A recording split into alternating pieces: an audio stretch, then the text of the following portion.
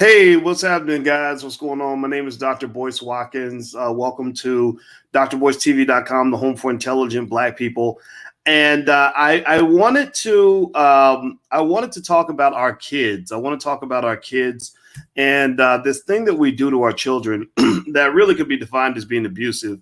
I'm going to explain what it is and how it works and why you shouldn't do it, and a better way to kind of approach the raising of children in a world that is built on keeping our people down. So hit the thumbs up button, hit the share button, hit the subscribe button. We're going to get started on drboycetv.com right now.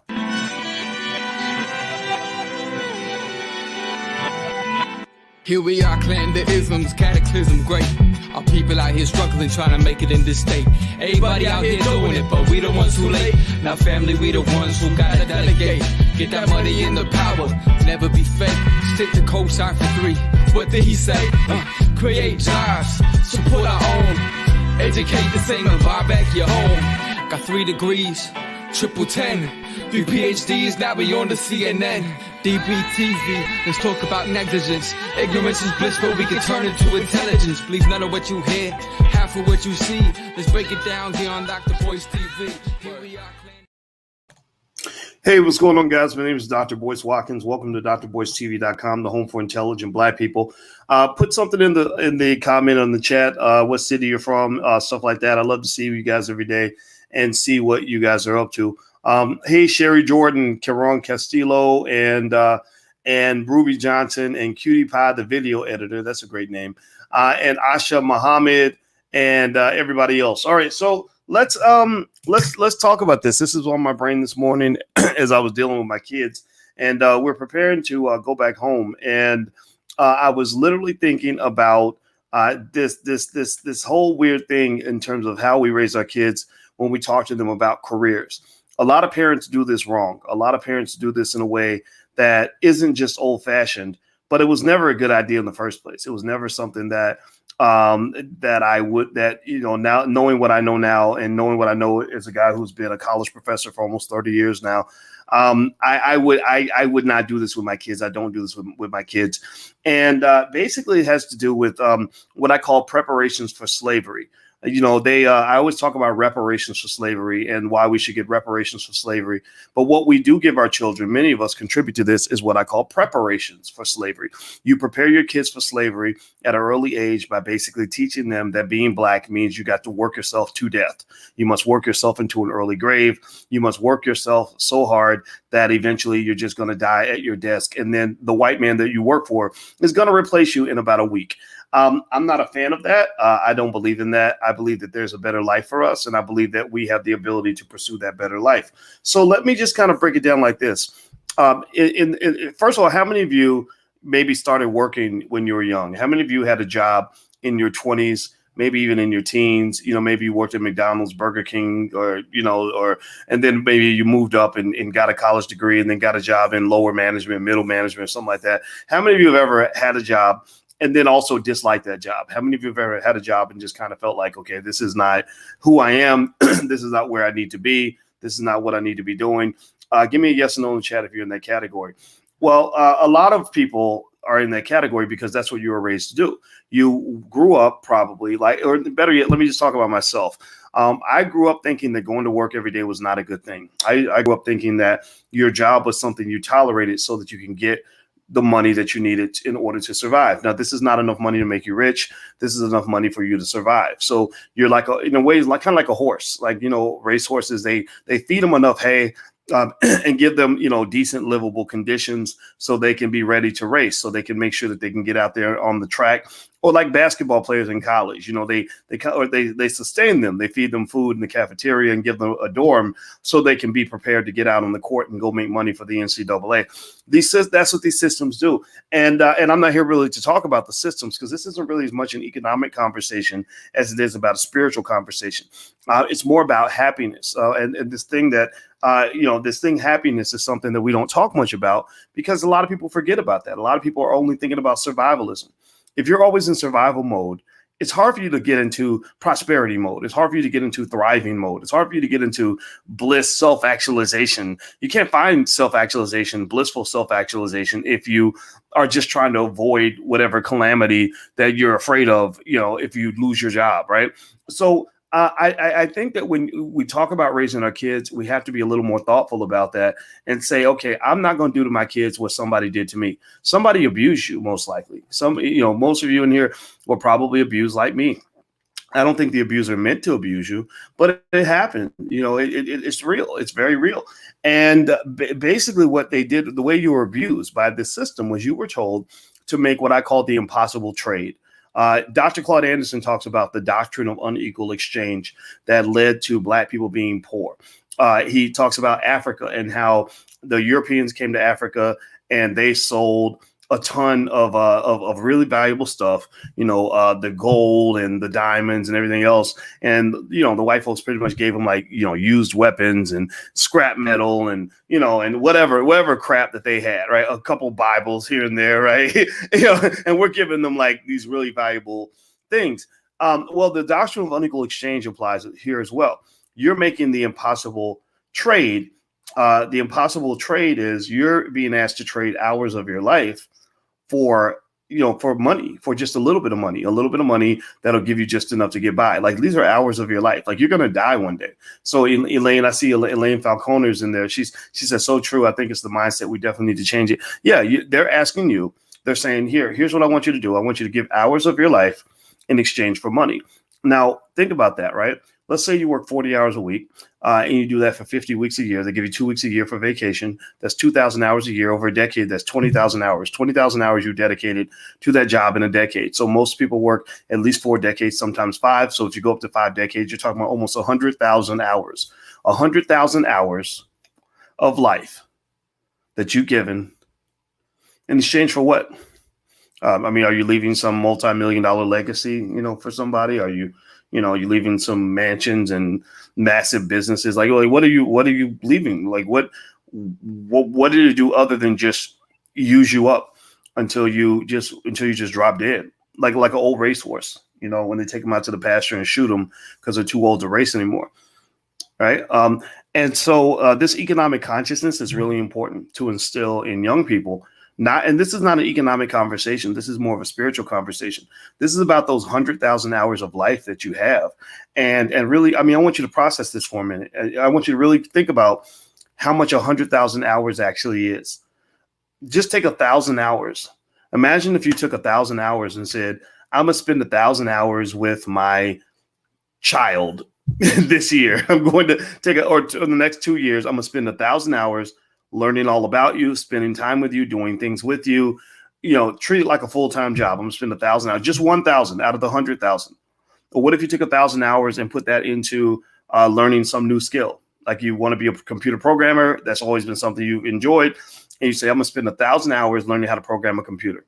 Or I'm going to spend 1,000 hours going to the gym, right? How fit would you be? How healthy would you be if you could spend 1,000 hours in the gym right now? You'd probably be in much better shape than you are right now. If for most people, they'd be in much, much better shape. So the point of the matter is to say, I just talk about 3,000 hours. Remember, this 100,000 hours they're taking. This is what you could do with 3,000 hours. You could write a whole book. You could write a novel in 1,000 hours. That book you've been wanting to write. There's so many things you can do with that time. And what I'm getting at here is, I want you to be really conscious of that impossible trade. I want you to really think about what is being asked of you. And also when you talk about your children, what are we asking of them? I think it's almost sinful. It's almost sinful. Now, if you could do me a favor, please hit the thumbs up button, share button, subscribe button. Please take a moment to do that. We're trying to grow the channel. We can really use your help. I hope that this channel has added value to your life. If it has, then I hope you'll take a moment to hit the thumbs up button. And also, I want to remind you guys, just in terms of something quality of life type stuff, that I really enjoy. I actually answer questions on my Twitch channel where I actually play Call of Duty with my kids. And my son and my daughter both love that game. So we play Call of Duty together, and I answer questions from people in the chat. So if you have questions for me, come there and ask me any question. I love to answer questions about not just investing and stuff like that and money, but because I know a lot about that, of course, but also life. I mean, I've lived life. I'm in OG status now. And I like helping people solve their problems. I like helping people gain a perspective that will help them. And if you're into the gaming thing, I actually have an Instagram page where we talk about stocks and gaming. That's it. That's all we do. So it's the Black Stock Market Gamer. So that's an Instagram page I put together. Don't ask me why I did it. I did it because I just fucking felt like it. And I just thought it would be fun to do. That's what you do when you just don't care. So I did it because it's fun. All right, there's nothing wrong with that. So I know it seems a little bit strange for some people, but that's what I'm doing right now. That's what I'm into. That's what I'm having fun with. So let's talk about that trade, the impossible trade again. Let's dig into that a little bit deeper. So you're asking we raise our kids to give 100,000 hours of their life to some corporation. Typically that corporation is run by people who are not black. You're giving in your preparations for slavery, it starts with school. First, you send them to school where they're trained to believe that, stupid things like George Washington is a wonderful guy, even though he raped black women and, enslaved your people. But he's a good guy. He's your hero, right? You never learn about Marcus Garvey. You don't learn about Dr. Claude Anderson. He's too dangerous. They won't bring a Farrakhan to your school, but they'll definitely bring a bunch of white people there so your child can learn how to be an adequate white supremacist. And then in media, you're being trained for slavery because all the music, unfortunately, a lot of the music is really debaucherous music. So if you're a little girl, you got Cardi B teaching you how to sell WAP for $5 a pop. And if you're a guy, you're being told to murder other black men, to disrespect black women at every available opportunity, to throw your money away whenever you can, to go and create babies, mamas, and get STDs, and to do and also to be as ignorant as you can be, right? So those are more preparations for slavery, because people who are not educated don't liberate themselves very well. They're never liberated. All they know how to do is be oppressed. So you're being trained to be oppressed. And you see it all over the internet. You see ignorance everywhere. Give me a yes or no if you've noticed how much ignorance there is online. It's just baffling, and it drives me insane because I have a very high level of education, and I'm very, very, very, very analytical. So when I see this, sometimes I just say, boys, don't say anything, because you're going to upset people and you're going to confuse people. You know how Negroes get triggered, so I don't say anything. But I'm sitting here watching this and I'm thinking, no wonder you're in the toilet. No wonder they got you under their thumb. No wonder they're holding you hostage, because you're stupid. Some of y'all are just stupid. Not y'all, not the people that are listening. Not because obviously you're different because you're listening. But I'm just like, why would you not expect to be oppressed? Why would you not expect to be a slave? You spend your whole life growing up dreaming about working for a white person. Like, what is wrong with you, right? So then the preparations for slavery start going to college, where you're trained to go to some big white-owned university and give them $100,000 of your family wealth, right? So you go so deep in debt that you can never get out. Like you'll never be out of debt. Half of all black college graduates never repay their student loans. I want you to keep that stat in mind. Half of all black college graduates financially drown. They never repay their student loans. Many of them die in debt. So that's a trap. That is a huge trap. Doesn't mean college is bad. All of our kids are going to college, but we're very conscious about how much debt they'll have and making sure that debt gets eliminated. We're also very clear about making sure they understand that if you're black, you must have your own business. You must have your own investments. You must own real estate. Don't you dare go out here with $100,000 in student loan debt, working for a white man, renting an apartment, owning no stocks, owning no real estate, and having no business and no other way to feed yourself. You are walking right into the mouth of the lion. Like literally the lion will chew you up and spit you out. And they ain't going to just take your money. They ain't going to just take your money. They'll take your soul. They'll take your happiness. Some of y'all saw the movie Soul, where they show people that were still alive, but their souls were dead, right? There's a lot of people in our community who are in that category. A lot of people, and they don't understand why. They were trained to do this. They were told to do this early, like a little girl being raised to be a prostitute, like you were raised to be a prostitute, some of you, an economic prostitute. So let's keep going. If you want to know sort of the solution of this to the impossible trade, you grow up and give 100,000 hours of your life to a corporation that doesn't care about you, that can fire you at the drop of a hat in exchange for just enough money to get by. That's the impossible trade. Now, what do we do in our household? Our household's a little bit different. I ain't gonna lie. I'm a college professor. Their mother is a college professor, so we think about things very deeply.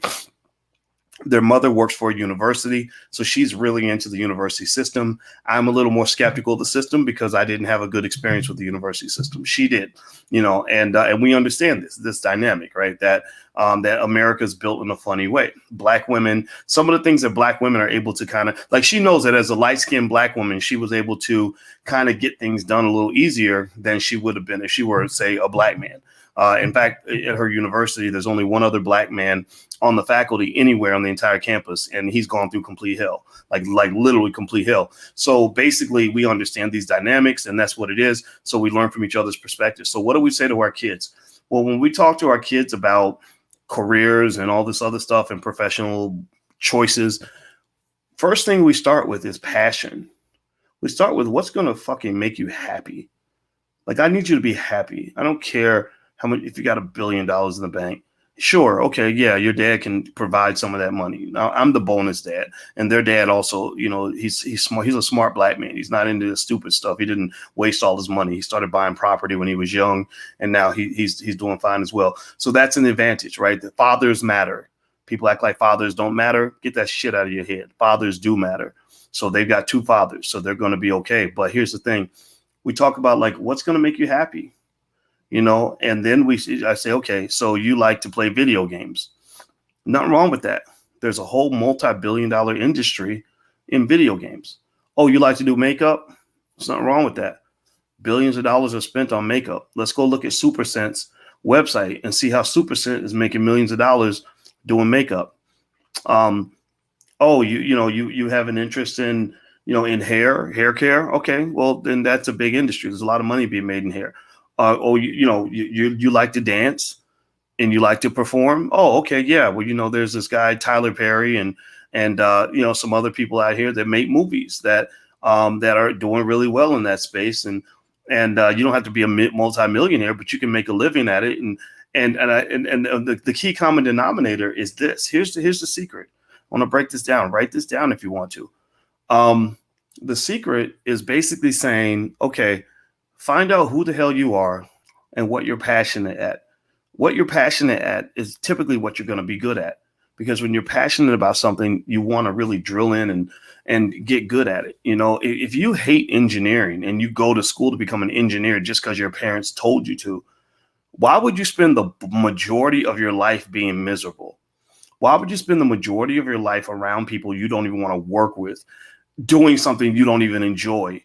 What are you doing it for? You're doing, that's right. You're doing it so you can get that check. Oh, well, why do you need to do that for the check? Oh, because you don't know how to make money, because nobody ever taught you how to make money.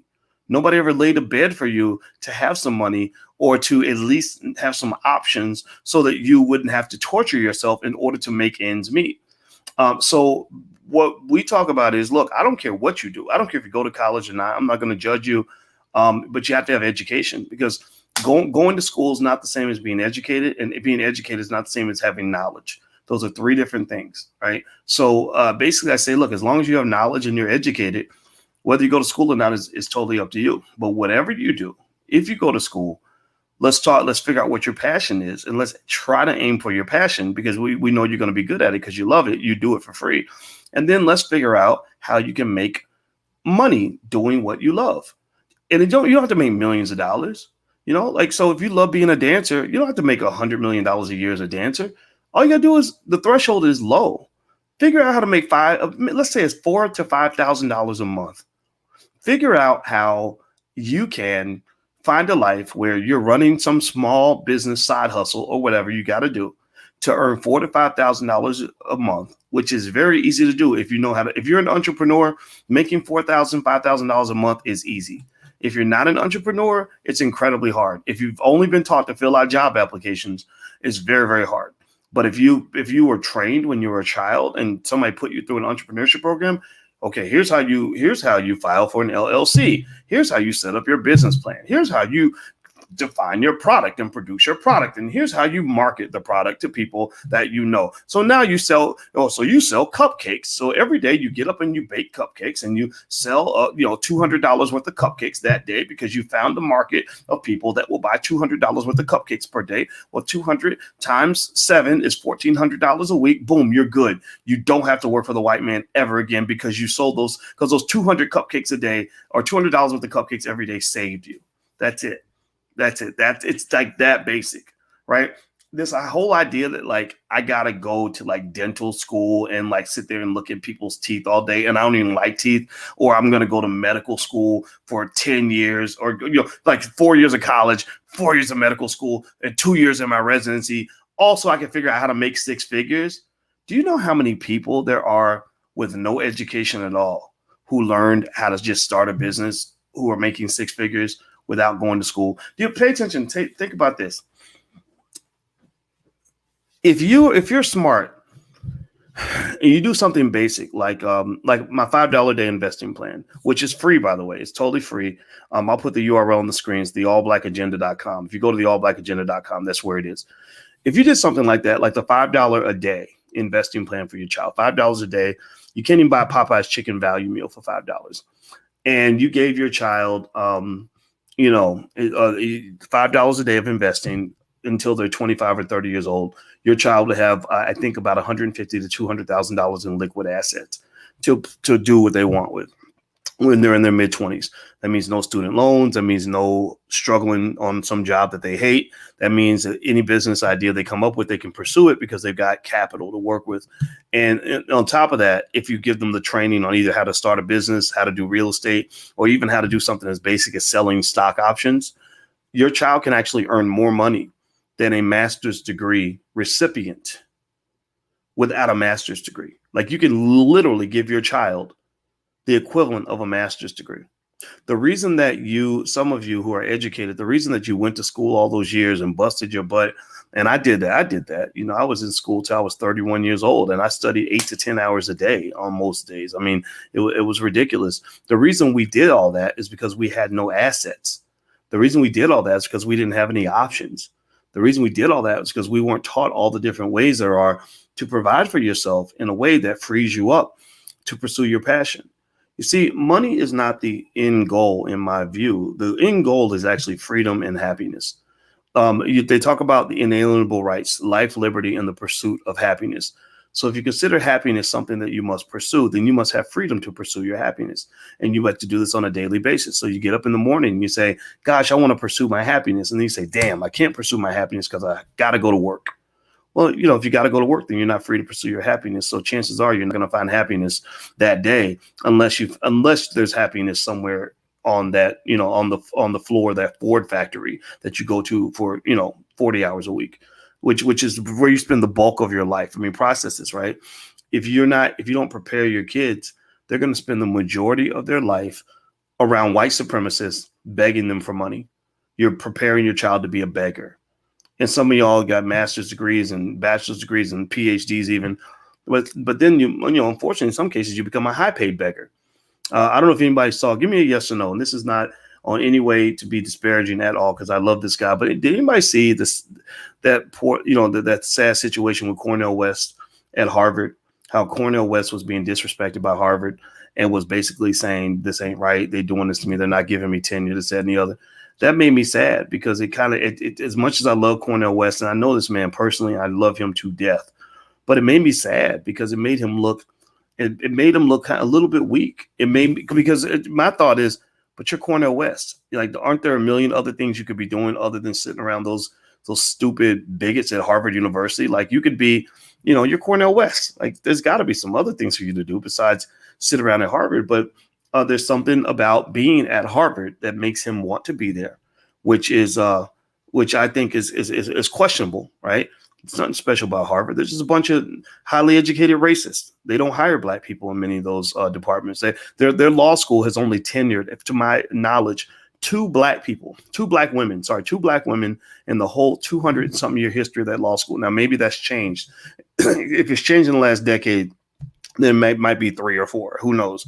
But literally, out of hundreds of white men, I'm sure they're given tenure to. They've only given at that time. The last time I checked back, now this was many years ago though, and I actually played a part in getting one of them tenured. That's how I know, because I mentioned in the video. Next thing you know, they magically tenured somebody because Obama was appointing somebody to the Supreme Court from Harvard, and they were trying to avoid the racism allegation, which was entirely accurate and entirely true.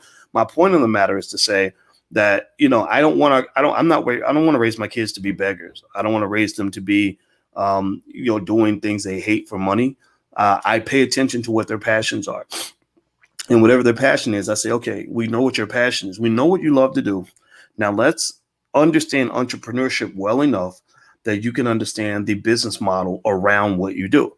You love football. Well, maybe you probably won't go to the NFL, but let's talk about all the different businesses that can be established that spin off from sports. That's what Black people lost. For example, when we lost the Negro Leagues, we lost a lot of that. People don't understand. You didn't just lose the league. You lost all the thousands of businesses that could be built off a league. Whenever you get, you're gathering hundreds of thousands of fans, you can sell everything from T-shirts to hot dogs to whatever. Like there's a ton of stuff you can that gets sold around the league, sponsorships for corporations, all kinds of stuff that gets built around sort of bringing people together. So the idea is to say, I think that our people, the best move we can make in this generation is to become more economically intelligent and more conscious about our children's happiness and well-being, to the point where we're not just training them to go become slaves for their oppressors. I mean, it's really funny that, it's really crazy that companies didn't want to hire Black people at one time, because Black people are one of the most beneficial assets they've ever owned. And they still own you. They still own you. You're still one of the most beneficial assets that they have ever owned. And many of us are still being trained for ownership. So anyway, that was my thought for today. And I hope that this helps some parents. I felt compelled to make sure I shared this with you because I wanted, because I know for a fact that when I share things like this, there's somebody listening and somebody benefits from it. And also, I forgot, I should mention something we're doing in the Black Business School for free on March 6th. It's Black Experts Weekend, where basically we are working with a small group of people to show you sort of the fundamentals of how people make money from their talent and their skill. And so whether you're a lawyer, a doctor, or you want to be a coach or a consultant, or you want to teach an online class or something like that, it's a free event. The cost is $2.99, but we removed the cost. So you can actually go to blackexpertsweekend.com and register for the event. It's going to be the weekend of March 6th. Feel free to show up and feel free to bring your family. And also, we have some stuff for your kids. So if you have children and you want to give them some financial training, we actually have financial workbooks and flashcards that are really good. Everybody loves that. So you can go to financialworkbooks.com. That's financialworkbooks.com. All right. So I hope that this helped you. It was great talking to you. And I will see you all around. And I'm going to be gaming a little bit later on today. So if you want to come and hang out with me and my son tonight, we usually go on the Twitch channel about 8 or 9 o'clock at night. And even if he's not there, I'm there, or sometimes I might be there with my daughter or something like that. But I'm actually kind of loving it. And I love talking to people when they come in and answering questions. And you guys help me. You're teaching me, the gamers are teaching me how to play, and I'm teaching them about the game of life. So at the end of the day, we all become winners because we're all getting better because we're helping each other. So there's my Twitch channel. So feel free to follow and check that out. All right. I'm out of here, guys. Have a good day. And I hope you guys are doing well. I'll see you soon. Peace.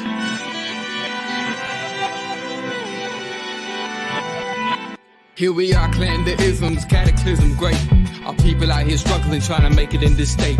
Everybody out here doing it, but we the ones who late. Now family, we the ones who gotta delegate. Get that money in the power, never be fake. Stick to cosign for 3. What did he say? Create jobs, support our own. Educate the same and buy back your home. Got 3 degrees, triple 10. 3 PhDs, now we on the CNN. DBTV, let's talk about negligence. Ignorance is bliss, but we can turn it to intelligence. Believe none of what you hear, half of what you see. Let's break it down here on Dr. Boy's TV. Here we are.